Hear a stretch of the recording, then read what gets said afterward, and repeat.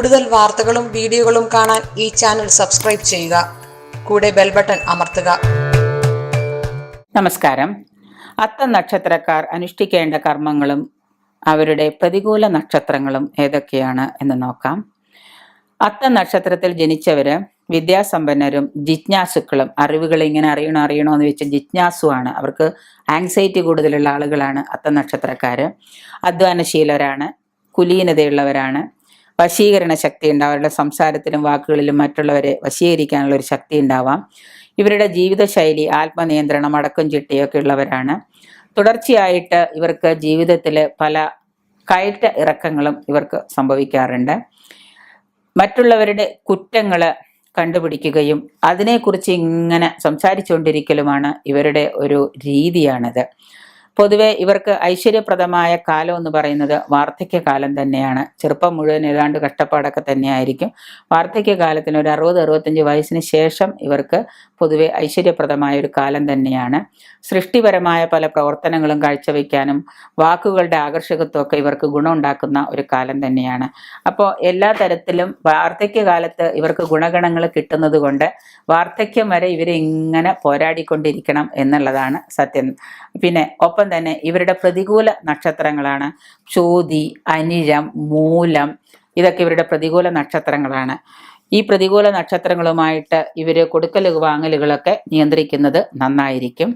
ഇവര് അനുഷ്ഠിക്കേണ്ട കർമ്മങ്ങൾ എന്തൊക്കെയാന്ന് വെച്ച് കഴിഞ്ഞാൽ, കാര്യങ്ങൾ എന്തൊക്കെയാന്ന് വെച്ച് കഴിഞ്ഞാൽ, രാഹുർദശാകാലത്തും ശനിദശാകാലത്തും കേതുർദശാകാലത്തും പൊതുവെ ഇവർക്ക് അശുഭകരമായൊരു കാലം തന്നെയാണ്.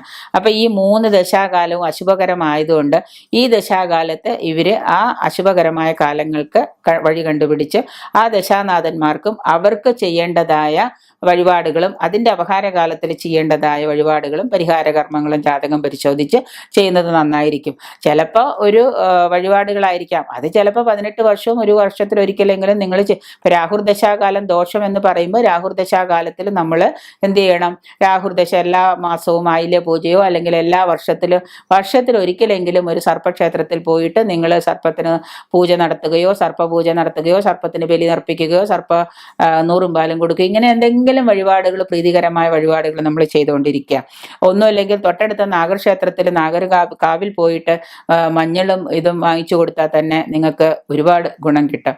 അപ്പോൾ ഈ കാര്യത്തിൽ നിങ്ങൾ ചെയ്യേണ്ടത് ഇങ്ങനെയുള്ള ദോഷമായിട്ടുള്ള കാലങ്ങളിൽ ദോഷപരിഹാര കർമ്മങ്ങൾ നിർബന്ധമായിട്ട് അനുഷ്ഠിക്കാം. ഈ സമയം ദോഷമാണ് എന്ന് അറിഞ്ഞിട്ടും മിണ്ടാതിരിക്കുമ്പോൾ നിങ്ങൾ പിന്നെ അനുഭവിക്കേണ്ട തന്നെ വേണം. അപ്പം അതുകൊണ്ട് വിധിപ്രകാരം ദോഷപരിഹാര കർമ്മങ്ങൾ നിങ്ങൾ ചെയ്യുക. പിന്നെ അത്തം, തിരുവോണം, രോഹിണി നക്ഷത്രത്തിൽ നിങ്ങൾ നിർബന്ധമായിട്ട് ക്ഷേത്ര ദർശനം പറ്റുമെങ്കിൽ ചെയ്യുക.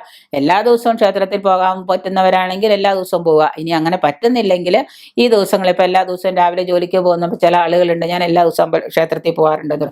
അങ്ങനെ എല്ലാ ദിവസവും ക്ഷേത്രത്തിൽ പോകാൻ സാധിക്കുന്നവരാണെങ്കിൽ എല്ലാ ദിവസവും അങ്ങനെ പോയിക്കൊണ്ടിരുന്നുള്ളൂ, കുഴപ്പമില്ല.